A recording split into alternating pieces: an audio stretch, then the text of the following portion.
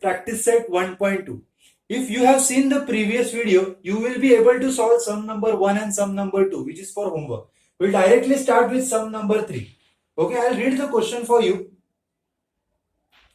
In triangle MNP, NQ is the bisector. NQ is the bisector of angle N. Okay. If MN is 5, that is given. PN is 7, and MQ is 2.5. Find PQ. You are asked to find PQ. As QN is a bisector, we can easily use the property of angle bisector theorem. Okay, I'll write in triangle MNP, NQ is the bisector of angle N. In triangle MNP, NQ is the bisector of angle N. Therefore, by angle bisector, THEOREM, angle bisector theorem, we can say that we have two triangles, triangle 1 and triangle 2. MN upon PN, MN of the first triangle and PN of the second triangle will be equal to MQ of the first triangle upon QP of the second triangle. Okay, by angle bisector theorem we have MN upon PN is equal to MQ upon QP. What is the value of MN? It is 5. What is the value of PN? It is 7. What is the value of MQ? It is 2.5. And what is the value of PQ? We don't know. I'll solve it over here. Okay. So we'll just first bring PQ over here and 7 over there. So we have 5 into PQ is equal to 2.5 into 7. Now I'll write the same statement over here. 5 into PQ is equal to 2.5 into 7. We are asked to find out what? QP or PQ, one and the same. Therefore, PQ is equal to 2.5 multiplied by 7 upon 5. Okay? You can directly cut 2.5 ones are 2.5 twos are. But if you want have irritation with this point, you can multiply by 10 to make it more easier.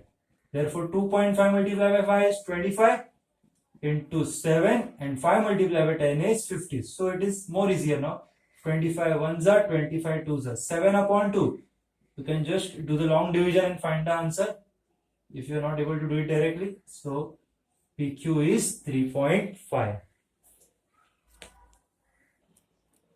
Okay, moving to the next one, the fourth sum of practice set 1.2, similarity geometry, chapter number 1 of 10th standard.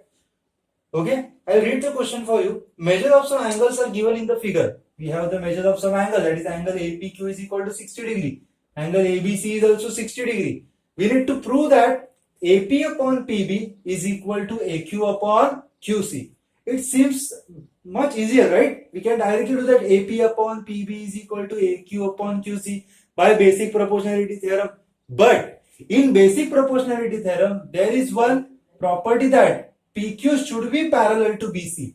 In triangle, if this line is parallel to this line, then only we can use basic proportionality theorem to prove that ratios are equal. Okay. So we cannot write directly AP upon PB is equal to AQ upon QC. First we need to show something. Okay. Now we can say that angle APQ is equal to angle ABC. We can say that angle APQ is equal to angle ABC, each 60 degrees. Okay. We have learned some properties in the 9th standard, chapter number 1, parallel lines. I don't remember the chapter of 1. It was second chapter, I think, parallel lines. Okay. If there are two parallel lines, then the corresponding angles are equal. Okay. The angle above the line and angle above the line within this transversal are equal. And in case if the corresponding angle, if these two angles are equal, we can say that the lines are parallel. The converse of, or we say it, corresponding angle test. and this was known as corresponding angle. I'll just recap it. If there are two parallel lines, two angles are equal, they are called as corresponding angle. And if there is two lines, there are two lines and these two angles are equal, we can say that the lines are parallel using corresponding angle test. Okay. So in this case, angle APQ and angle ABC, these angle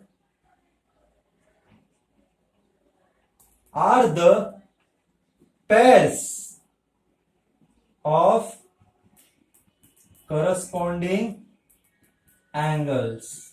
These are the pairs of corresponding angles. So we can say that PQ is parallel to BC. If two angles are equal above the line, we can say that the lines are parallel using corresponding angles test.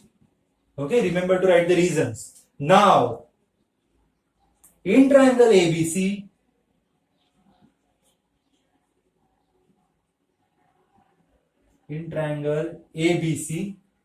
PQ is parallel to BC. PQ is parallel to BC. In triangle, if two lines are parallel, we can use basic proportionality theorem saying AP upon PB. Therefore, AP upon PB is equal to AQ upon QC. Basic proportionality theorem, which you have seen in video number 1. Okay, of this chapter, of this exercise.